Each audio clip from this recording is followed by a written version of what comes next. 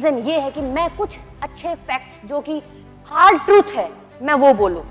मैं बिल्कुल point two point बात करूंगी कि इतना स्कोर लाके भी अगर आप सिस्टम को गलत कह रहे हो तो बेटा आपके अंदर कमी है।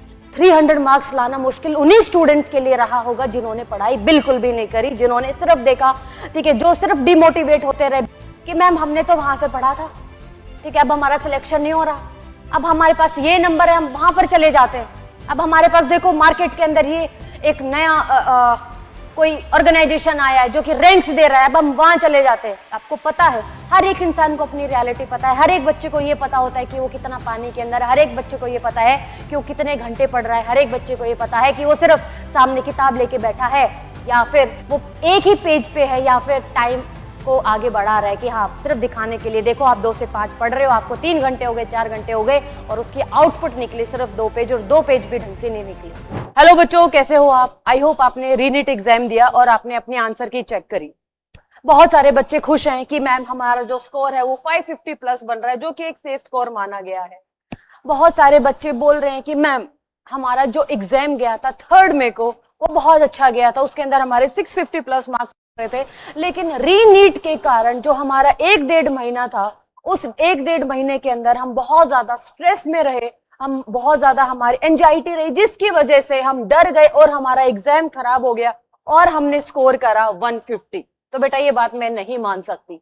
जिन्होंने 150 मार्क्स स्कोर करा है, 150 मार्क्स स्कोर करा है, जो 100 और 150 मार्क्स स्कोर करके ये बोल रहे कि मैम हमारे साथ सिस्टम ने गलत किया, ये बात मैं नहीं मान सकती। वो इसीलिए अगर आपने सिर्फ बायो करी होगी, आपने एनालाइज देखा होगा, आपने एनालिसिस भी देखा होगा, बहुत सारे टीचर्स ने करा है कि बायो बहुत ज्यादा आसान थी, लेकिन फिजिक्स और केमिस्ट्री का पेपर अनप्रेडिक्टेबल था। बेटा वो टाइम गया जब पेपर बहुत आसान आता था। अब जो एग्जाम आ रहा है इसका लेवल अच्छा हो रहा है, ठीक है, आपने देखा होगा 2024 का एग्जाम अच्छा गया, 25 का ठीक ठाक गया आपका, अभी 26 वाला जो एग्जाम था वो भी जो 3rd मई को हुआ वो भी अच्छा एग्जाम था, और ये वाला भी एग्जाम रीनीट का जो आपका हुआ था 21 जून को, ये भी अच्छे लेवल का पेपर था। तो अब जो लेवल है नीट का बढ़ रहा है, ये अच्छी भी बात है, क्योंकि 22 से 24 लाख बच्चा बैठता है, अगर सारे के सारे वही क्वेश्चंस होंगे जो हर कोई कर रहा होगा तो बेटा कट ऑफ बहुत ज्यादा आएगी। तो ये अच्छी बात है, पेपर अच्छा बन रहा है, ये आपके लिए अच्छी बात है। लेकिन अगर कोई 100-150 स्कोर करके ये बोल रहा है कि हमारे साथ सिस्टम ने अच्छा किया, ये बात बेटा अमान्य है। वो इसीलिए क्योंकि अगर सिर्फ आपने बायो जो कि बहुत ज्यादा आसान आई थी, अगर इसके 90 क्वेश्चन आते हैं, 45 क्वेश्चन बॉटनी के और 45 क्वेश्चन जूलॉजी के, अगर आपने इसमें से भी अगर 60 क्वेश्चन भी मैं मान के चल रही हूं अगर आपने किए होंगे तो बेटा आपके जो स्कोर है वो 240 मार्क्स आया होगा। 150 वाला बच्चा क्वालिफाई तो कर लेता है, लेकिन क्या 150 मार्क्स के ऊपर आपको मेडिकल कॉलेज मिल जाता है? जी नहीं, मेडिकल कॉलेज मिलने के लिए आपको कम से कम 550 प्लस स्कोर करना पड़ेगा। बेटा ये जो वीडियो है ना, बहुत सारे बच्चों को ये अच्छी लगेगी, बहुत सारे बच्चे इससे नाखुश होंगे और बहुत सारे बच्चे इस वीडियो को मोटिवेशन के लिए देखेंगे, ठीक है। लेकिन इस वीडियो के पीछे का बनाने का रीजन क्या है? इस वीडियो के पीछे का रीजन ये है कि मैं कुछ अच्छे फैक्ट्स जो कि हार्ड ट्रूथ है मैं वो बोलूं। मैं बिल्कुल पॉइंट टू पॉइंट बात करूंगी कि इतना स्कोर लाके भी अगर आप सिस्टम को गलत कह रहे हो तो बेटा आपके अंदर कमी है। मैं मान सकती हूं जिस बच्चे ने स्कोर करा 450 के आसपास, जिस बच्चे ने स्कोर करा 500 के आसपास, वो हो सकता है उसने बहुत अच्छे से पढ़ाई करी, हो सकता है उसने जेन्युइन स्टडी करी, हार्ड वर्क करा, कंसिस्टेंसी मेंटेन रही, हो सकता है पेपर के अंदर बेटा वो नर्वस हो गया और उसका स्कोर थोड़ा सा कम रह गया है, ठीक है। जिन्होंने इतना स्कोर करा बेटा, जिन्होंने इतना करा, ऐसा नहीं है कि ये जिन बच्चों ने थोड़ा सा स्कोर कम करा ये डॉक्टर बनने के लिए लायक नहीं है, उन्होंने मेहनत उतनी ही करी है। हो सकता है बेटा एग्जाम देते टाइम बहुत अदर फैक्टर्स भी आपके मेहनत के अलावा भी मैटर करते हैं। आपने क्वेश्चन प्रैक्टिस तो करी है लेकिन पेपर के अंदर एनालिसिस नहीं करी, हो सकता है आप एक बड़ा सा क्वेश्चन देख के आप घबरा गए और आगे आपका टाइम निकल गया। तो इन दोनों बच्चों में मैं ज्यादा डिफरेंस नहीं मान सकती, लेकिन ये 400, 450 और 150 में तो बेटा बहुत ज्यादा डिफरेंस है। अब बात ये आ रही है कि मैम चलो ठीक है हमसे गलती हुई, अगर आपने ये गलती रिपीट करी 1 साल, 2 साल, 3 साल आपने ये गलती रिपीट करी और फिर आप बोल रहे हो कि क्या मैम 1 साल का मैं और ड्रॉप ले लूं, क्या मैं डॉक्टर बन सकता हूं, तो बेटा ये थोड़ा सा ना डाइजेस्ट करने वाली बात नहीं होगी, क्योंकि 150 200 अगर आप ढंग से भी पढ़े होगे ना, अगर मैं जनरल, मैंने इसीलिए आपको स्टार्टिंग में बता दिया था कि ये जो वीडियो है बहुत सारे बच्चों को बुरी भी लग सकती है, क्योंकि इसके अंदर मैं सिर्फ हार्ड फैक्ट्स बोलूंगी। अब बात ये सोच के देखो, अगर आपने 1 मंथ अगर ढंग से भी पढ़ाई करी होगी, मैं ज्यादा की बात नहीं कर रही हूं बेटा, मैं सिर्फ 1 मंथ की बात कर रही हूं, अगर आपने 1-1.5 महीने भी ढंग से पढ़ाई करी है, फॉरगेट अबाउट 1 ईयर 2 ईयर, अगर आपने 1 महीने भी ढंग से पढ़ाई करी है तो आराम से आप 300 मार्क्स तो लेके ही आ सकते हो। वो कैसे? बायो के अंदर आप, अभी मैंने आपको जस्ट बोल दिया कि बायो के अंदर आपके 50 मार्क्स भी आए, ठीक है, 50 क्वेश्चंस भी अगर आपने सही करे तो 50 इंटू बेटा 4 आपका 200 तो सिर्फ बायो के अंदर हो गया, ठीक है। तो बचे बेटा आपके सिर्फ 100 मार्क्स। क्या 100 मार्क्स आप 50-50 मार्क्स आप क्या केमिस्ट्री में नहीं ला सकते, या फिर 50 मार्क्स आप फिजिक्स में नहीं ला सकते? तो क्या 300 मार्क्स लाना मुश्किल रहा? नहीं, 300 मार्क्स लाना मुश्किल उन्हीं स्टूडेंट्स के लिए रहा होगा जिन्होंने पढ़ाई बिल्कुल भी नहीं करी, जिन्होंने सिर्फ देखा, ठीक है, जो सिर्फ डिमोटिवेट होते रहे। बिल्कुल, अगर बेटा आप ऑब्वियसली अगर आप इतना स्कोर करोगे तो मोटिवेशन कहां से आएगी? मोटिवेशन भी तो तभी आएगी ना जब आप थोड़ा सा पास में स्कोर करोगे, आप देखोगे हाँ मेरा हर टेस्ट के अंदर स्कोर इंप्रूव हो रहा है। और बायो तो आसान थी, क्या आप बायो के अंदर थोड़ी सी मेहनत लाके क्या सिर्फ आप इतना भी स्कोर नहीं कर पाए? अब आप मुझे एक बात बताओ, चलो ठीक है, क्या सच में एक बात आती है, क्या नीट सच में टफ है? क्या नीट को क्रैक करना बहुत ज्यादा मुश्किल है?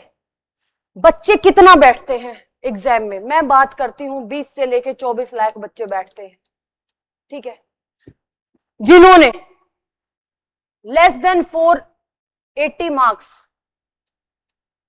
ऑब्टेन करा, ठीक है, वो बहुत सारे बच्चे होंगे, ठीक है, जो रेगुलर कंसिस्टेंसी मेंटेन करके इस नंबर से ज्यादा बड़े जितने, वो कम से कम होंगे आपके 1.5 लाख। अब इस 1.5 लाख के अंदर अगर आप जनरल कैटेगरी के हो तो इसमें से आपको लाना पड़ेगा अराउंड 23 to 25,000 के बीच में आना पड़ेगा आपको, क्योंकि 23 से लेके 25,000 ही सीट्स आपकी प्रेजेंट होती हैं, जो हैं एक्चुअली में, और 1.5 लाख बच्चे हैं जो सीरियस कैंडिडेट हैं, जो कि अच्छे से पढ़ाई कर रहे हैं या फिर अच्छे से टेस्ट दे रहे हैं, एनालिसिस कर रहे हैं, अपने प्रिपरेशन को देख भी रहे हैं कि वो किस डायरेक्शन के अंदर जा रही है। तो ज्यादा नहीं है बेटा, वो 1.5 लाख के आसपास ही है, 1.5-2 लाख के आसपास ही है। अब आप मुझे ये बताओ, क्या कंपटीशन टफ है, या फिर गलतियां आपके अंदर ही रही है, या फिर सिर्फ आप अनजान बन रहे हो, या फिर सिर्फ आप एक्सक्यूज दे रहे हो? बहुत आसान है एक्सक्यूज देना।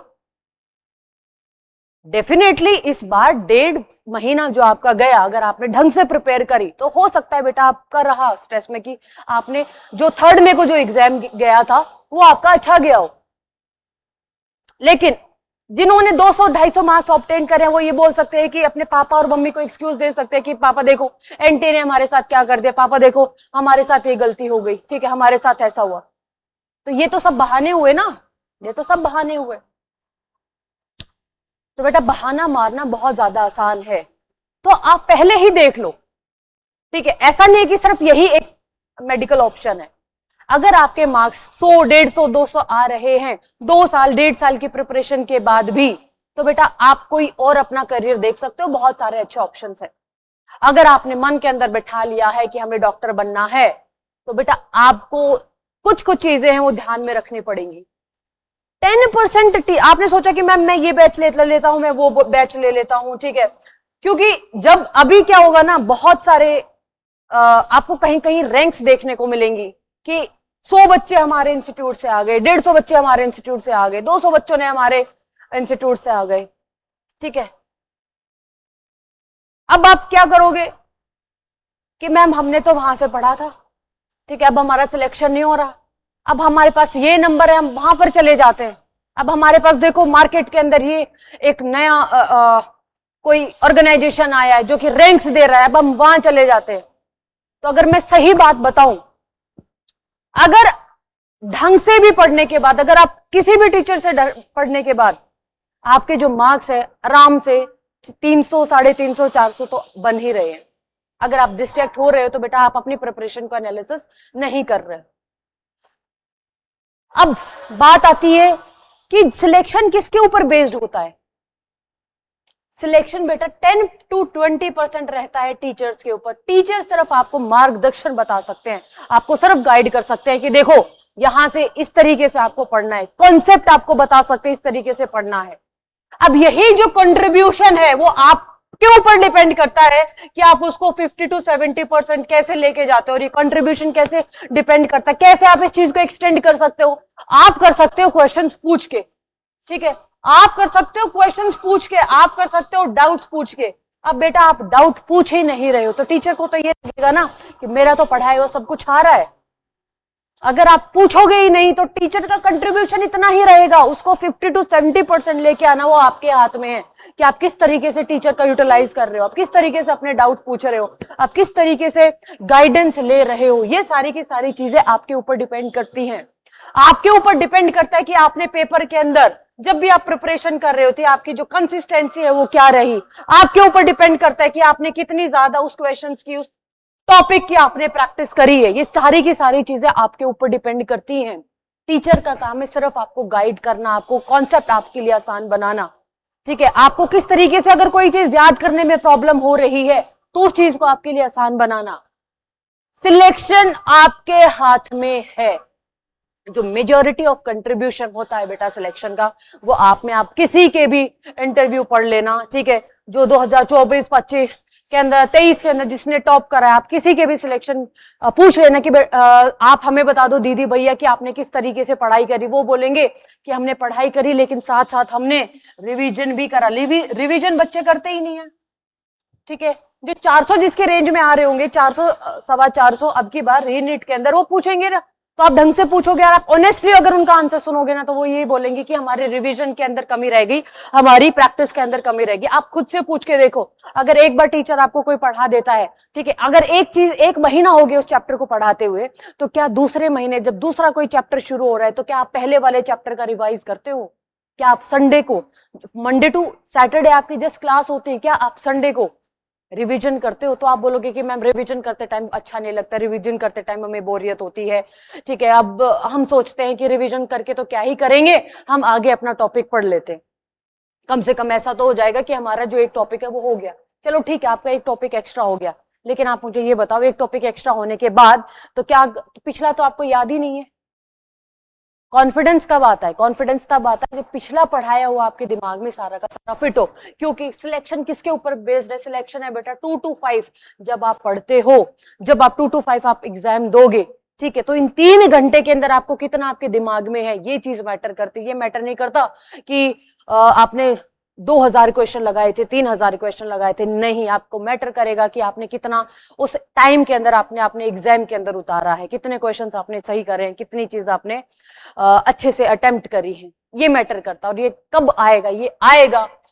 ये आएगा बेटा जब आप प्रैक्टिस करोगे, जब बार बार आप प्रैक्टिस करोगे, आप बार बार रिवीजन करोगे और बार बार आप ये देखोगे कि क्लास के अंदर हो क्या रहा है। Consistency consistency consistency, revision revision revision, practice practice practice, यही मंत्र है जो आपको सिलेक्शन तक लेके जाएंगे, ठीक है।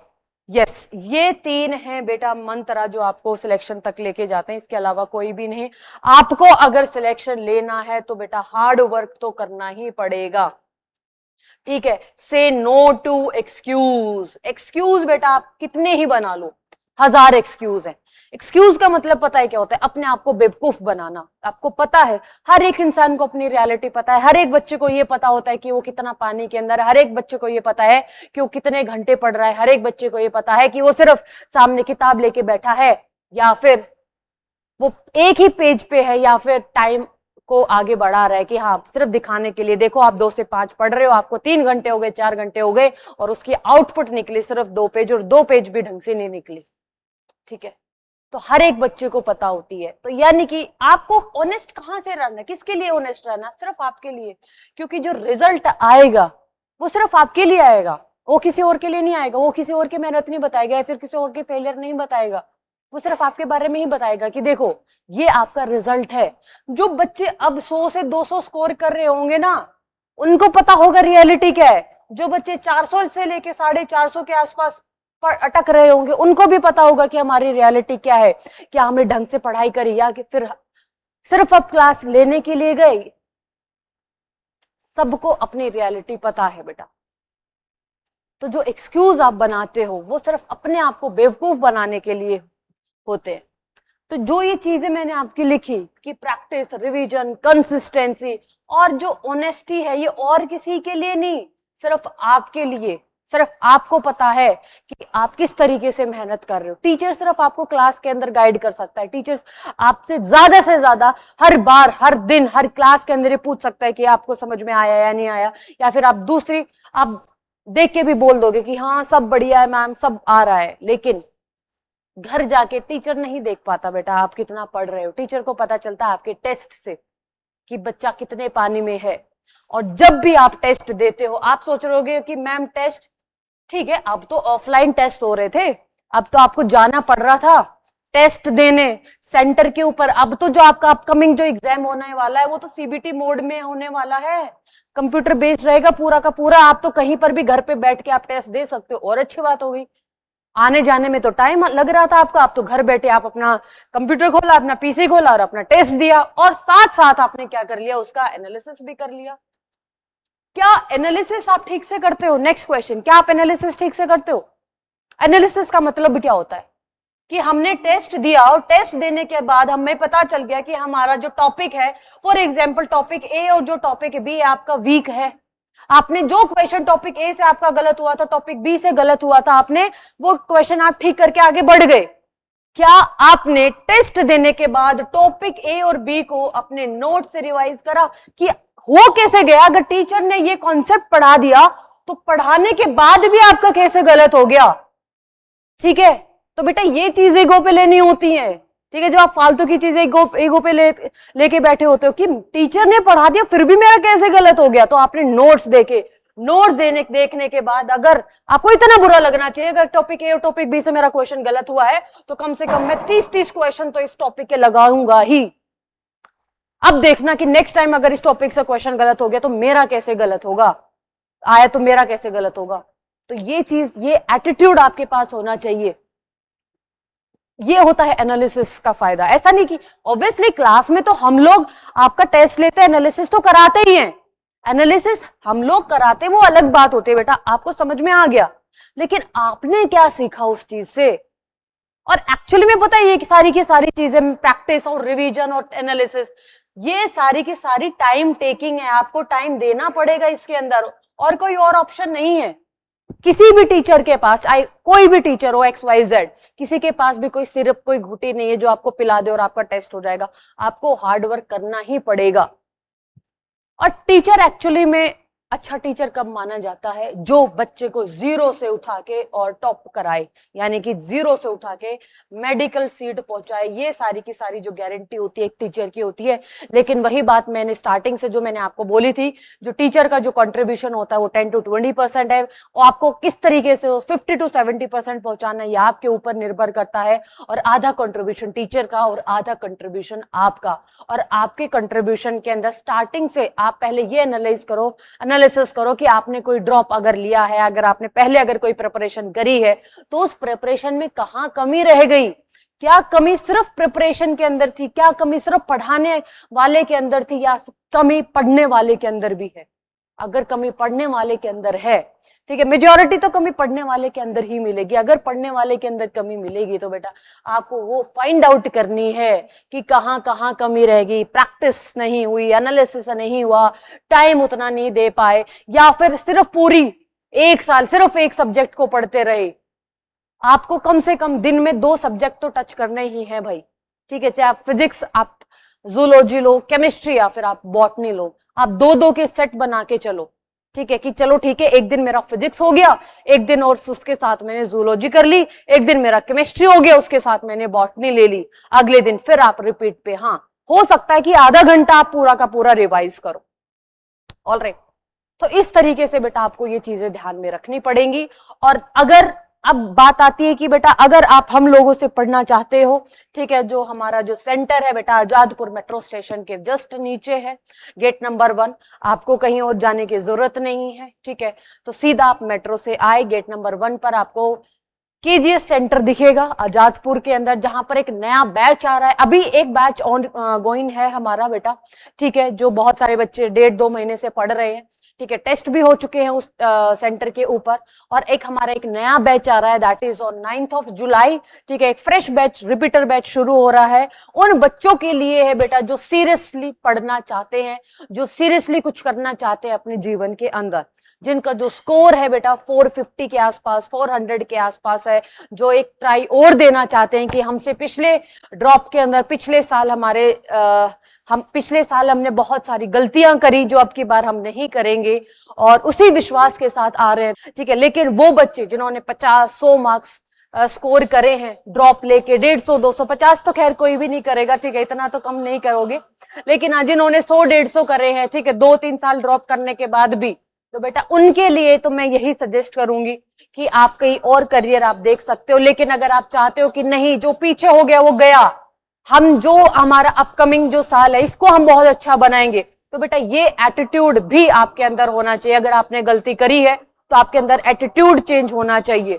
आपका जब तक एटीट्यूड चेंज नहीं होगा, आपका जो इंटेंट चेंज नहीं होगा, एग्जाम नहीं क्लियर हो सकता। ये जो एग्जाम है, ये एग्जाम आपका माइंडसेट का गेम है, ठीक है। सिर्फ ऐसा नहीं कि सिर्फ पढ़ते रहो पढ़ते रहो पढ़ते रहो, स्मार्ट स्टडी चाहिए। आज के टाइम पे बेटा आप देख रहे होगे हर किसी के पास स्मार्टफोन है।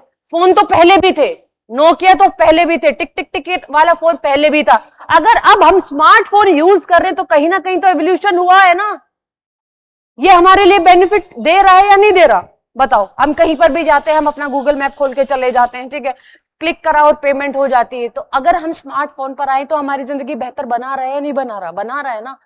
तो बेटा अगर आप स्मार्ट वे से स्टडी नहीं करोगे, आप पहले ही तरीके से अगर अटके रहोगे, तो हम आपको आपके ड्रीम कॉलेज तक नहीं पहुंचा पाएंगे, ठीक है। तो आपको अपना एटीट्यूड बदलना पड़ेगा, इंटेंट बदलना पड़ेगा, ठीक है, तभी हम ये एग्जाम क्लियर कर पाएंगे। और हम लोग आपसे एक ही प्रॉमिस मांगते हैं कि जो टीचर के ऊपर आपको ट्रस्ट करना पड़ेगा। अगर आप टीचर के ऊपर ट्रस्ट नहीं कर रहे हो, ठीक है, तो आप डिस्ट्रैक्ट हो गए, आप इधर उधर जरूर भटकोगे। और अगर आप भटक गए तो बेटा ये एग्जाम भटक कर तो नहीं क्लियर कर सकता, क्योंकि ये एग्जाम वही क्लियर कर सकता है जिसको एक पाथ पता हो, ठीक है, कि किस रास्ते के ऊपर चलना है, ठीक है। तो यहां पर बेटा कोचिंग आपको ना एक पाथ प्रोवाइड करती है कि आपको एक रास्ता मिल जाए, किस तरीके से एक सही डायरेक्शन मिल जाए, उसके अकॉर्डिंग आपको अच्छे से आगे तैयारी करनी है। तो बेटा 9th of July को एक नया बैच आ रहा है, लास्ट चांस आप लेके दे सकते हो, ठीक है। हमारे साथ जोड़िए 9th of July को, और एक नया फ्रेश स्टार्ट करते हैं और इस एग्जाम को हम क्रैक करते हैं। और मैं प्रॉमिस करती हूं कि हमारी तरफ से कोई कमी नहीं रहेगी, ठीक है। हम आपको प्रॉपर अच्छी फैसिलिटी प्रोवाइड करेंगे, ठीक है। कंटेंट आपका हाई क्वालिटी रहेगा, अकॉर्डिंग टू जिस तरीके से आपका एग्जाम आ रहा है, कंटेंट आपको अच्छा मिलेगा। आपके जो टेस्ट हैं वो टाइमली कंडक्ट होंगे, हर एक टेस्ट का एनालिसिस होता है। और यही मैंने आपको बताया कि एनालिसिस सिर्फ हम कराएं वो अलग बात है बेटा, आपको खुद भी एनालिसिस करनी पड़ेगी, ठीक है। आपकी जितनी भी जो वीकनेस है उनको हम ट्राई करेंगे ओवरकम करने की, और आपको प्रॉमिस करते हैं आपको अपने ड्रीम कॉलेज तक पहुंचाने की। तो मिलते हैं बेटा 9th of July को, तब तक अपना ध्यान रखिए, पढ़ते रहिए, मुस्कुराते रहिए। Thank you so much, take care, जय हिंद, जय भारत।